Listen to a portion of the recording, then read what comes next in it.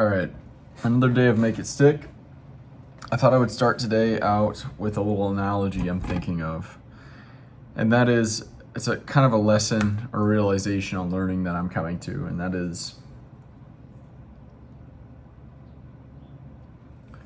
maybe a question is a better way to start. And that is, how much of learning is just putting in a little effort and then coming back to it the next day, and then coming back to the next day, and then putting in effort and coming in the next day, and keep coming back consistently.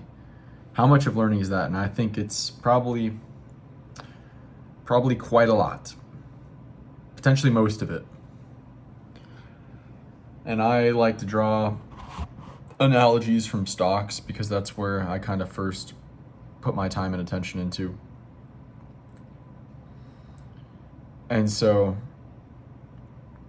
someone like Warren Buffett, who's very old now, maybe 98 years old, he's consistently gotten somewhere between like a 14 and a 25% return on investment, I think, his whole life. And now he's one of the richest people in the world, got a net worth of over 100 billion. There's a handful of people that have a net worth of that high. And so we can say in investing, something like a 14% return on investment, meaning you gain 14% appreciation per year, is a superior return on investment. And that the average in the stock market is about 10%, somewhere between 8 and 11%. That's an average return from stocks. And then a poor return on investment from a stock would maybe 6%. And something that's like a horrible return on investment is probably about 2 to 3%, depending on the inflation that year. And so we're talking the difference between, in a stock, a poor return on investment is 6, and a superior investment is 14%. And so analogously, I say someone with a deep understanding and intuition of how the brain encodes information, the process of learning neurologically, cognitively, the techniques used for learning, the most evidence-based techniques, that can lead to a superior return on investment of time. And we'll call it 14%.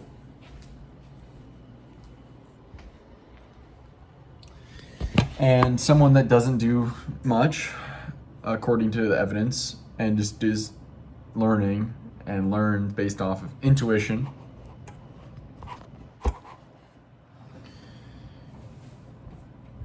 this person, say, gets a 6 or 7% return on investment. A poor return on investment compared to the 14, the superior. But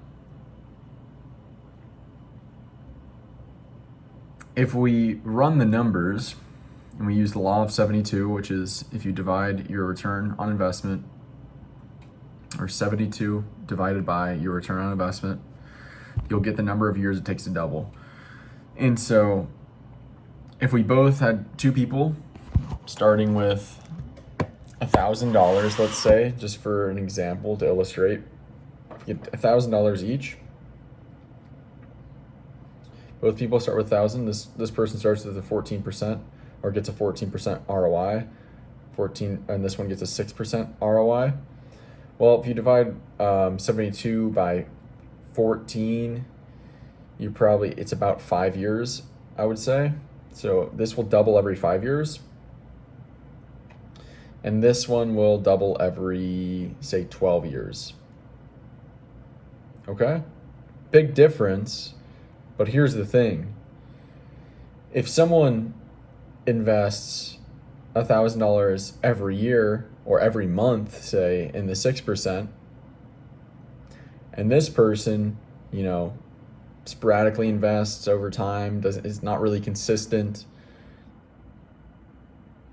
there's not going to be a big difference in the end. And in fact, the lower return on investment might be much higher.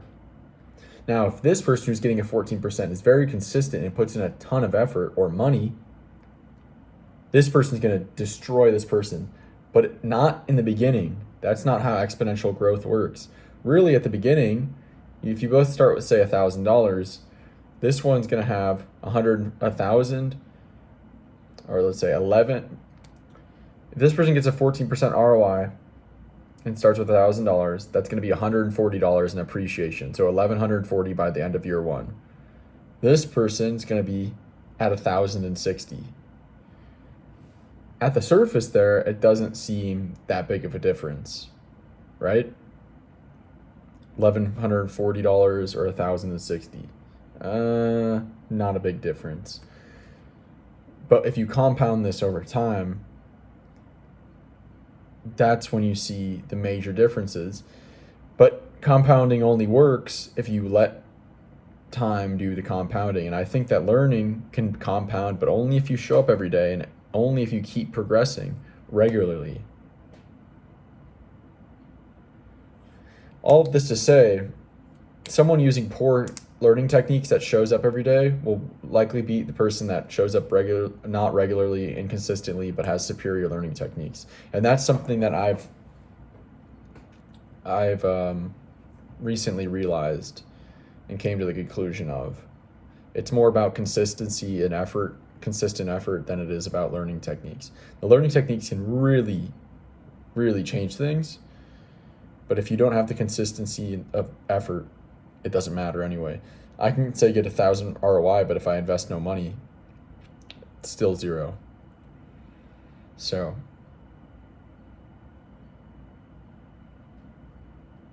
all that to illustrate, consistency of effort is the most powerful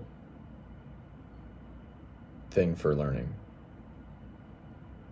in my personal opinion. Everyone talks about these techniques, but this book, it talks about spaced repetitions, active recall, and interleave practice and all this stuff, but it doesn't really drive home the power of consistency and consistent effort and consistent steps forward, daily steps forward, and new progress being made.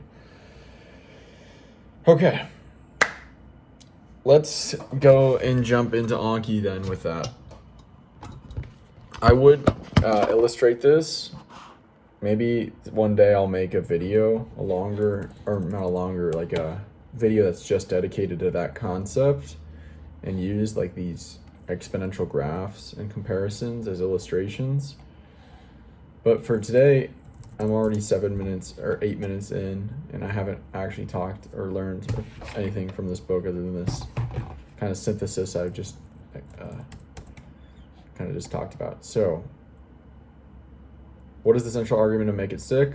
It is that learning is an acquired skill, and that the most effective learning techniques are often counterintuitive. Most effective learning techniques according to science, yeah. What are the 14 claims the authors make and make it stick? Here we go. Direct relationship between effort and learning. We're often bad judges of when we're learning or not. Rereading and mass practice of a skill are among the most intuitive and popular learning techniques across domains, yet they are apparently not, or not apparently, they are, the evidence does not show that they are very productive or effective uses of time for learning.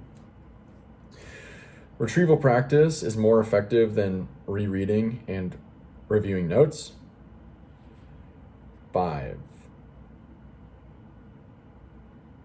Spaced repetitions and interleaved practice make retrieval practice more effortful and feel less productive or less effective, but in fact they are much more effective because it is more difficult.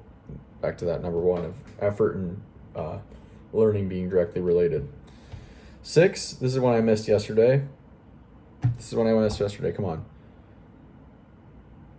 Oh no, I know this one. Attempting to solve a problem or do something before learning it leads to deeper learning after learning it, especially if there's errors. Including if there are errors, essentially. 7 is like this idea that individual learning styles and sticking with resources that are for the preferred learning style boosts learning is not supported by evidence.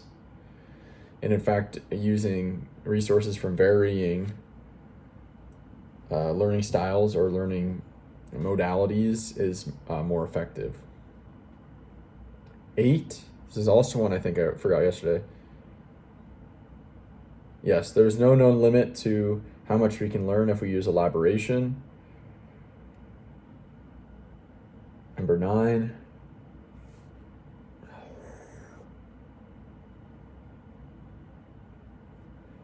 Number 9, I think, is illusions of knowing. We are often poor judges and have illusions of our abilities and skills, whether for the negative or positive, over-attributing or under-attributing, and that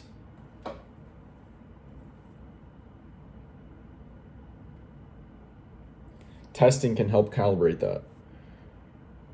10, oh, we're close now. We're so close now. Dang it. Okay, let's go backwards. 14, so I'm at 10, right? Did I say 9 and now I have 10? Shoot. What did I just say? The testing one, I think we've got 5 more then. Because we were at 10, so we have 10, 11, 12, 13, 14. Okay. Learning physically changes the brain, and we can become smarter and develop our abilities. It's like a growth mindset thing. Mastery is basically a way to quantify mastery or explain it is you find you have the ability to, or it's the process of driving the underlying principles of a subject, resource, skill, forming a mental model around that based on the underlying principles, and then connecting that mental model to other mental models. This was 12. This is the bigger your mental map of like how what you're learning is connected to, like the map, the more things you have to connect to, the more things you have to connect new information to, the more efficient, the more effective learning is. And we're missing 2. Oh, yes. Oh, one of them was really long. Dang it. Was this elaboration? Dang it. No, we already said elaboration. Oh, man. Very practice. We missed this somewhere. But basically, the skill of being able to distinguish what separates two closely related things, like what are the underlying principles that differ, that make these two things different, is a skill that can be trained through interleaved and varied practice, and that this skill also leads to a higher ability to distinguish what makes things different and unique and important in new novel situations in the future and related subjects somewhat related subjects. And then there's one more that we're missing. Dang it. Got 13 of 14, dude. I don't want to do this again tomorrow. This is like 10 minutes. Gosh, dang it. I don't know. We're going to have to... There's direct relationship. Yep. Poor judges. Yep. Rereading master. Yep. Retrieval practice. Yep. Spacing repetition. Yep. Attempting to solve. Yep. Learning styles. Yep. 8 was the ability to discriminate. Okay, this is the one I just missed. This is 8. 9, got it. Dang it, the one we missed was 10. It was all learning requires previous learning. No way, dude.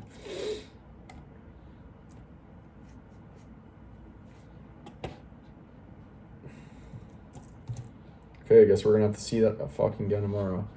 How did the authors define learning and make it sick? Learning is basically, they define it as intaking information, basically restoring it, and then being able to pull it out and use it in creative and unique novel situations. Okay. So we're going to have to see that damn card again. Okay. What did we do yesterday? What did we do yesterday? We read something. We read...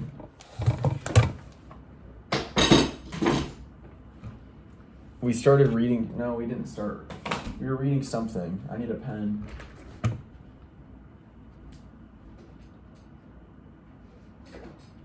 All right, we were reading something. What did I get though? Dang it. It was really dense. I remember there was like a paragraph. Okay. Rereading, yes. There was something about reading, yes. The three like, dang it. 3 strikes against rereading. It's time consuming, it doesn't leave durable memories, and it leads to illusions of knowing. Okay, then we talked about exposure being like not that effective, but this fire hose method is very common in teaching and instruction. And then yes, dude, yes. Learning is more effective when you can connect it to, like, it has meaning in your own life. Like, you can connect it to your life and why it's meaningful in your life. It's way more effective than if it's like you're in school, you're like, how does this ever gonna, like, when are we gonna ever use this? You're not gonna learn it well then. Okay? There we go. Rereading is the most popular study technique. When someone uses study time, they most often, highest percentage of people will just reread, and it's so ineffective. And it's there was something else about rereading, but I think we got most of what we wanted. All right, amount of time spent studying does not necessarily correlate. It probably does correlate, but it doesn't. It's not a way to quantify mastery. Let's go. All right, after 17 minutes, we're back to being able to read a little bit more. Okay, I'm gonna read the next 2 paragraphs and then get back to you.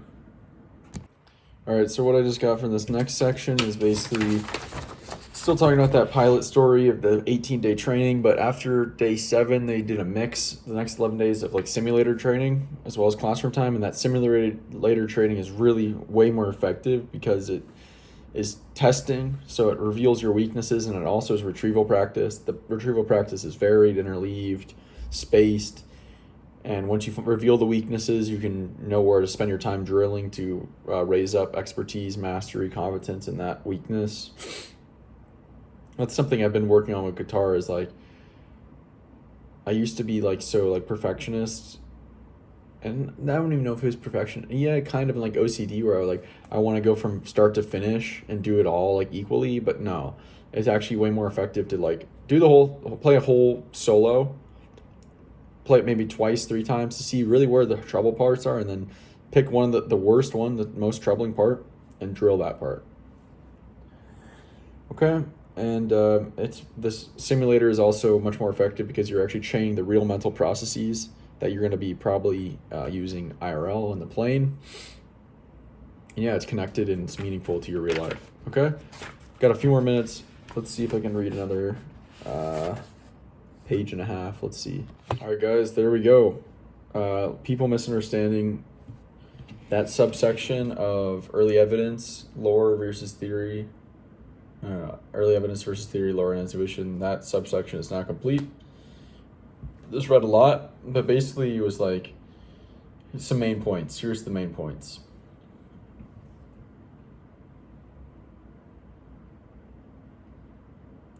Some places, some teachers, some institutions have kind of just stumbled upon really effective study and learning techniques and systems such as this flight simulator. But actually, that's the exception, and much more common is the fire hose method of just like get sprayed with a ton of exposure to a ton of material and it doesn't do anything.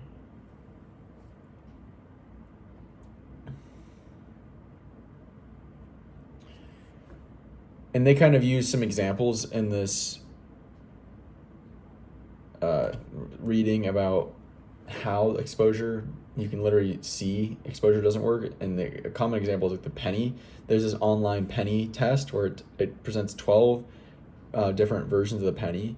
And even though you've seen thousands, millions, tens of thousands of pennies potentially in your life, most people can't answer correctly which one's the penny. I was able to when I did this test last time because I used to collect pennies, so that actually was enough for me to be able to get it right. But for most people, the exposure of looking at a penny, you wouldn't even be able to know if you got tested, is that what does the penny look like if you're giving other closely related images? I think that's a good one for showing that exposure is not very effective. The thing I'm kind of confused is they keep relating exposure and rereading to being similar, but to me it's like reading is more active than just exposure. Like if I watch a video, that's way less active than if I'm like consciously sub vocalizing, and maybe they're not referring to sub vocalization, they're just referring to like skimming, really. Maybe.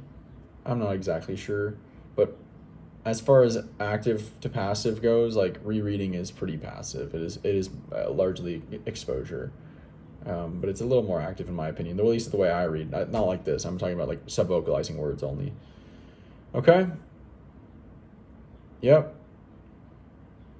And then it's like they kind of even went into like even common advice from top universities. If you look up study techniques and tips from top universities, Dartmouth and some other schools that were listed, George Mason and something else, they're like, a very common thing is like dogged single-mindedness repetition. Just repeat over and over and again.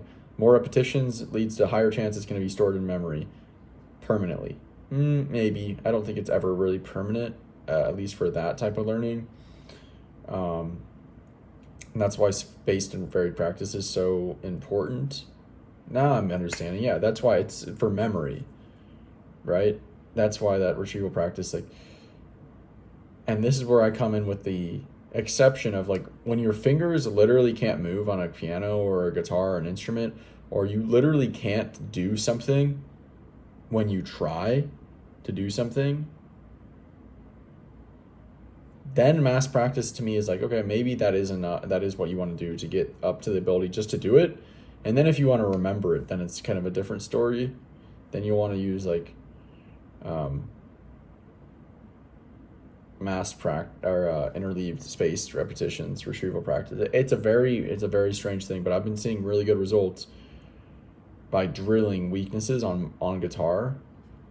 And I can memorize pieces quickly given the ability that I can play the pieces. If I've done the types of picking, the types of chords, like if I've done those before, then learning a song is really easy to me because I can use spaced repetitions and interleave practice and varied practice really easily. But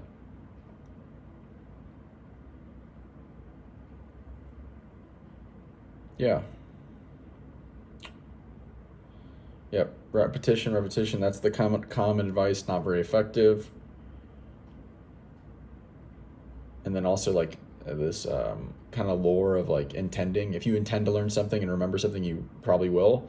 I kind of agree with that, but I think, yeah, they kind of dogged on it a little bit, but I think like if it kind of is like a signal of like motivation and connecting it to your own life, that's why you're like intending to learn it. But it's maybe hard to quantify. What do you mean by intending? Like just saying like, I intend to learn this. I intend to remember XYZ. That maybe the words intention and the actual like feeling of like intention are two different things.